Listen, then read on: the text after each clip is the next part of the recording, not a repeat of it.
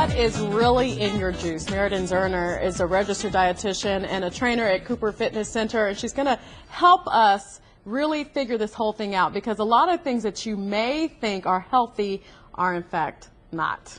Yikes. Right, and it really does depend ultimately on the portion and the total calorie accountability, right?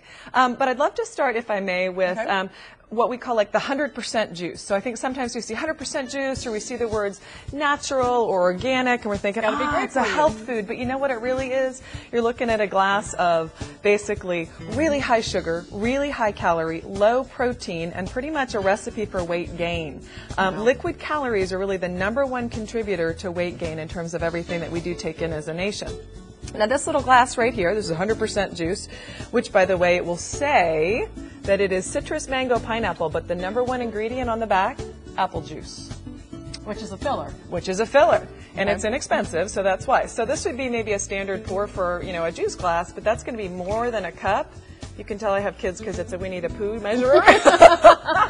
But that's way more than a cup, and honestly, we're really looking at this being more of a reasonable juice size. The American Academy of Pediatrics recommends only 4 ounces a day for kids. So when we look at the amount that kids are drinking, it really is contributing to ill health and weight gain. So that's really what is, you know, reasonable. If I could go from this to this, I could lose 10 pounds in a year. That's pretty powerful. Yes, without even dieting or exercising. Exactly, that's small change. Now, to give you a different kind of visual, you know, we give kids in their lunch boxes these little, you know, drinks, juice drinks, and it's not really juice to begin with. First of all, it's a lot of water and high fructose corn syrup, so much so that that is the equivalent of 8 sugar cubes. Wow. So here's my 100% juice. Now again, which I would think would be better. Sure, it would be, in that it's, you know, sugar maybe and not high fructose corn syrup, but still, no matter what, I'm looking at a good 22 sugar cubes in this bottle of orange juice.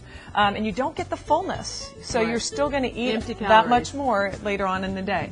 Here's my cranberry apple raspberry, which again, apple being the #1 ingredient, 28 sugar cubes worth. I just don't think if you see this, you think, oh, I'm going to give that to my kids, or I'm going to throw that back. And that's going to cost you about 240 calories or so each day.